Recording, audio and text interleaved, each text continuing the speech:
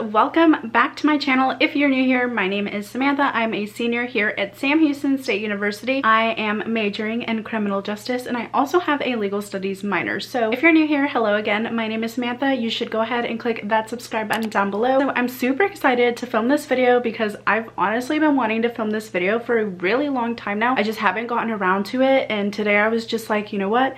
We're gonna film this video because honestly I wish this video was out there when I was doing this thing. So I'm filming this for you guys to make it a lot easier for you if you're planning on doing what I have done. So obviously, as you can tell from the title of this video is going to be how to transfer to Sam Houston State University and everything you need to know about transferring to this university from your previous institution. We're just going to go ahead and jump right into it and talk about the GPA requirements, the transferable hours, things like that. So if you were planning on transferring to Sam Houston State University, there are transfer requirements. So if you see me looking down, it's because I jotted down everything that I know onto a piece of paper to keep me on track and things like that. So if you are transferring to Sam Houston and you have between 0 to 11 credit hours, you firstly need to meet the beginning freshman requirements, which you can find those on Sam Houston's website for freshman admissions. So you need to meet those freshman requirements, and you also need to have a 2.5 GPA of transferable credit hours. Like the cumulative GPA of those hours that are transferring have to be a 2.5 if you have between 0 to 11 hours. So if you're planning on transferring with 12 to 17 hours, which is still under the classification of freshman, you need to have an overall GPA of a 2.5. And if you're planning on transferring with 18 hours or more, you need to have a 2.0 GPA. So usually when people are transferring to Sam Houston, it's because they're either done with their freshman year or their sophomore year, so they have way more than 18 hours. So if that is you, then you need to have at least a 2.0 GPA. I know when I was transferring to Sam Houston, I had a 3.3 GPA, so I was like over the requirement, so I knew I was going to get accepted, but the minimum requirement is a 2.0 GPA. So if you have above that, that is awesome. Your chances of getting accepted to Sam Houston as a transfer student is pretty high up there, and if you have less than a 2.0 GPA, I'm pretty sure you're going to get denied just because this is the minimum requirement for a transfer student. So before I actually decided that I wanted to transfer to Sam Houston, I was debating, or I was trying to see if my hours would even transfer. So that is like the main question for every student is, are my credits going to transfer? You know, are my classes going to count? Things like that. So the way you can find out whether this is going to transfer, I'll go ahead and leave a little, what it's called right here. It's actually called a transfer course equivalency guide. So this thing seriously saved my butt because I had no idea whether my classes were going to transfer or not, and I didn't want to have my credits go to waste and things like that. So I went on this website and I checked and made sure all of my classes were going to count and things like that. One thing that I would let you guys be aware of is there are some classes on there that are not even on the list, but for me they did end up counting and transferring, things like that. You kind of just have to play it by ear because a lot of my courses were on that list and did count for what I needed them to count for, but then like I said, there were some classes who just weren't on that list, and I was really nervous that they weren't going to count on my degree plan, but they actually did, so that was amazing. I was super happy about that. So just be cognizant as to that when you are applying and you are looking on that list to see if your classes are transferring.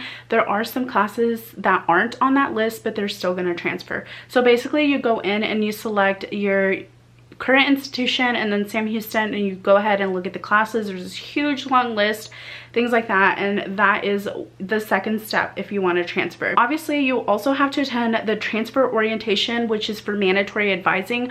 I actually never attended the transfer orientation.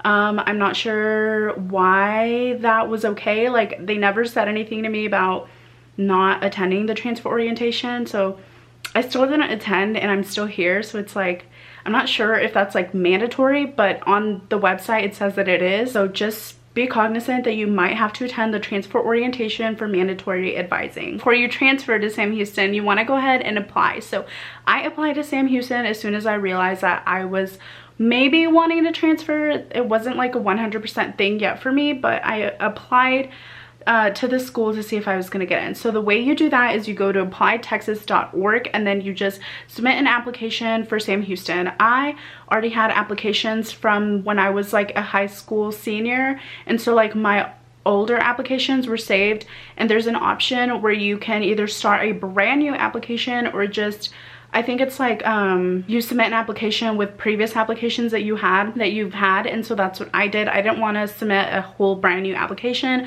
so I just went and copied my previous one and then put it to Sam Houston. So that's what I did. And so when you apply, I believe it is $45 to apply to Sam Houston. It's either 45 or 30 or like 50 something. Honestly, it might even be 65, but I'm pretty sure it's 45. If I'm wrong, I'll leave the correct price here on the screen for you guys, but you do have to pay that if you want to apply to Sam Houston. You can also request for a application waiver, and you do that by sending your financial aid to the school or something like that, and you just request a waiver. For me, my time crunch was like this on applying to Sam Houston, so I just paid the money for it. I just paid the application fee. But if you don't have the money to pay the application fee, you can submit the free waiver, and honestly, I'll leave more information on the free waiver in the description box down below, because as of right now I'm not quite sure what that is and I don't want to give you false information, so I'll leave the free waiver information in the description box down below.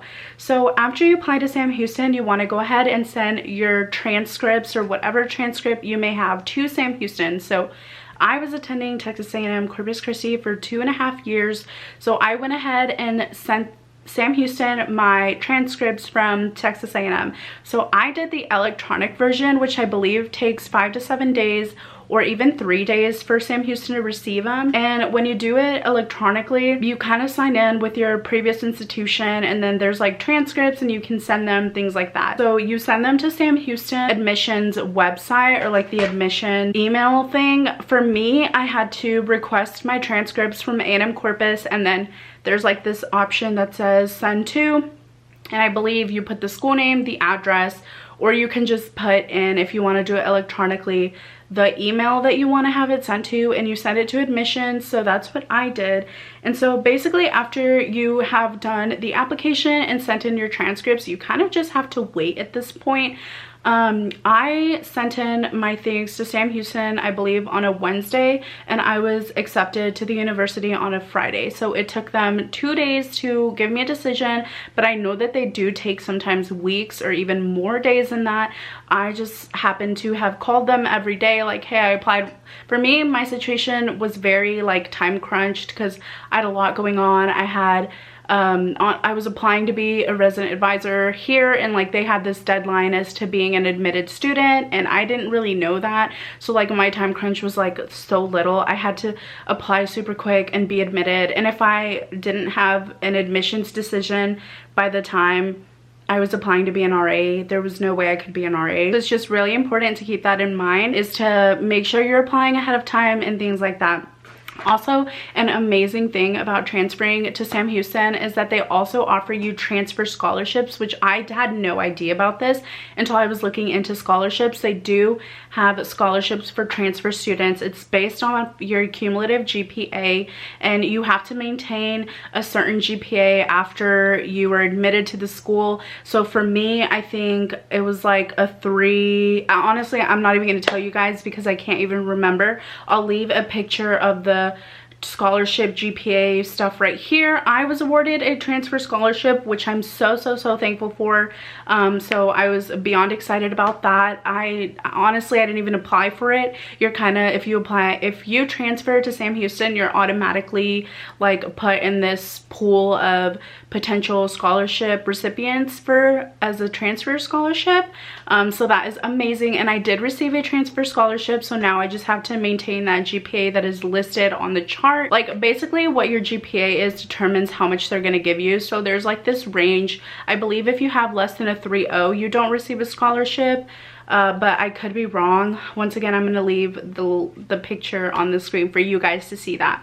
But basically, once I was admitted to the school, I met with my advisor and we planned out my fall schedule and things like that, and everything's been fine since then. And so that was my transfer, basically my transfer experience and everything that you guys need to know about being a transfer student and stuff like that. So if you guys have any questions, or honestly any questions about my transfer experience, please go ahead and leave them down below. I wasn't really sure what to talk about as for like my experience, because I don't really know what the questions that you guys have for me are. So basically I was just giving you guys the requirements and what you need to do to transfer to Sam Houston, and like the benefits that you get as a student if you transfer. So if you guys have any questions, go ahead and leave them down below. And once again, thank you guys so much for watching this video. You should go ahead and click that subscribe button, and I will see you guys in my next video. Bye bye.